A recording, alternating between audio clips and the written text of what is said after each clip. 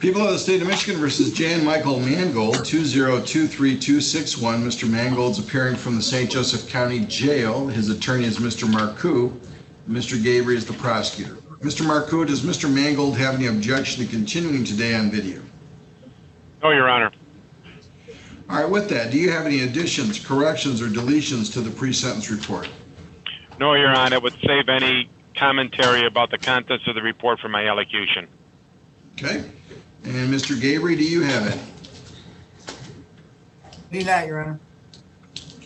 All right. The agent recommends the prior record variable be scored at 75 points, level F. Any challenges to that?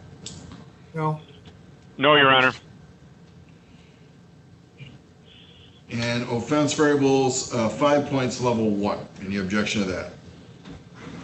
None for me, Your Honor. No, Your Honor. All right, the plea agreement included the prosecutor agreeing to dismiss count 2, possession of analogs, count 3, maintaining a drug house, the drug doubles, and also the habitual offender 4th. In addition, the prosecutor would recommend the minimum sentence not exceed 1 year if the defendant complied with bond and the preparation of the pre-sentence report. And so we're here today for sentencing. Mr. Marcoux, what would you like me to know? Your Honor, I'm going to ask the court to sentence Mr. Mangold at the lowest possible jail sentence that this court feels is capable of doing, given the factors that I'm going to outline for the court. First, Your Honor, regarding some of the positives for Mr. Mangold, this court will note that for a long time period, back in the late 2009, 2010 through 2013, maybe early 2015, he was struggling a great deal with kind of repeat criminal behavior. Then he entered into the Swift Insure program, and he was able to successfully graduate from that program. And you can see from 2015 until this case 5 years later, there really isn't any other felony charges. There's some DWLSs, but that's all there is. So he had a 5-year period, Your Honor, where I believe that some of that Swift Insure programming really took for him. Unfortunately, Mr. Mangold struggles with some substance abuse issues also. So when Swift Insure was able to get him on a better path, he still has struggled off and on with substance abuse, and I think he readily admitted that in the pre-sentence investigation. He's picked up this particular case.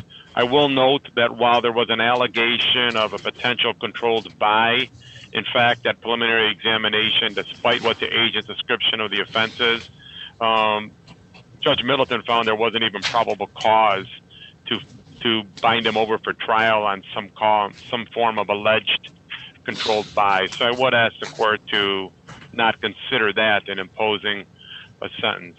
The court will also note that Mr. Mangold voluntarily entered a rehab program. I was able to confirm it but not get a letter because Mr. Mangold went into the jail and I didn't get the release form for it, but he did go into the Gilmore Center. I'm not sure exactly what it's called now, but it's the Gilmore Center in Kalamazoo, where it's essentially a detox program.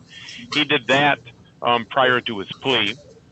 And then, Your Honor, to add on top of that, he was able to, take responsibility here by pleading guilty, and then he voluntarily surrendered himself at the county jail. I think he has shown that the Jan Mangold of the incidents involved from the early 2000s through about 2015 isn't the same person that he is now. He has made great strides. The court will also note that he has a substantial employment history. He could get a job now if the court were able to authorize any form of work release.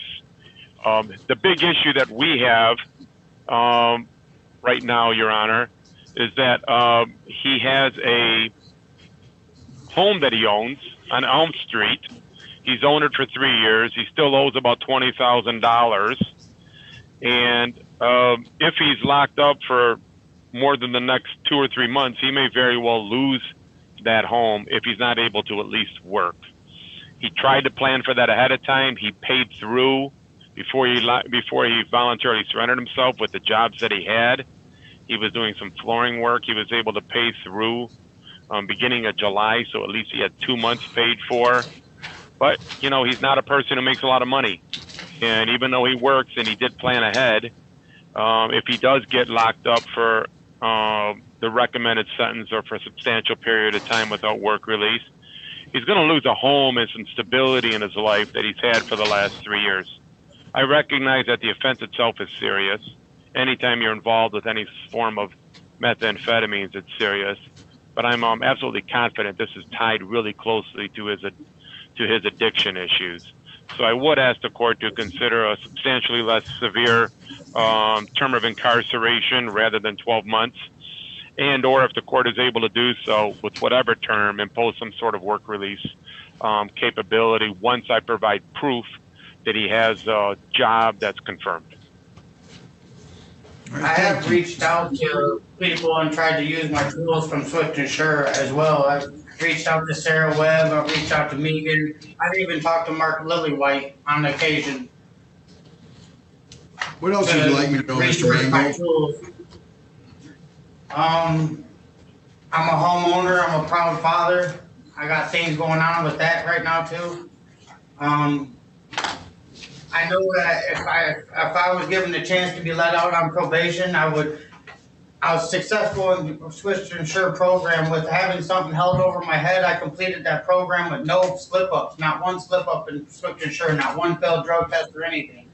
If I was to be let out with probation or something, I would drop 3 times a week. I could show you that I can do this. And if I slipped up in probation and then I would ask you to mandatory the worst sentence you can give me.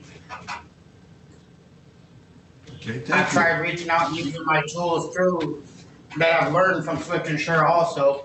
I turned myself in earlier, 30 days earlier when we talked the last time. You said if I turned myself in that you recognize that through, to get this behind me so I can move on and be a production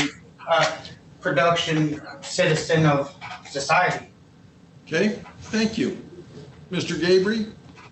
Very briefly, Your Honor, I'd like Mr. Mangold, and I believe he certainly would have reviewed his pre-sentence report, but to take the following words to heart from that report, and I quote, "He is now at a point where a prison sentence would certainly be appropriate. However," so as far as the however goes, Your Honor, I leave that to the discretion of the court. I just hope he realizes what might be in the next pre-sentence report, should there be one. Yes, sir. All right, Mr. Mangold, actually, there needs to be a correction. I see it on page 1, evaluation of plan, 3rd paragraph. Compass is misspelled. It says compass. It should be compass. I missed that, Your Honor. It's okay. So,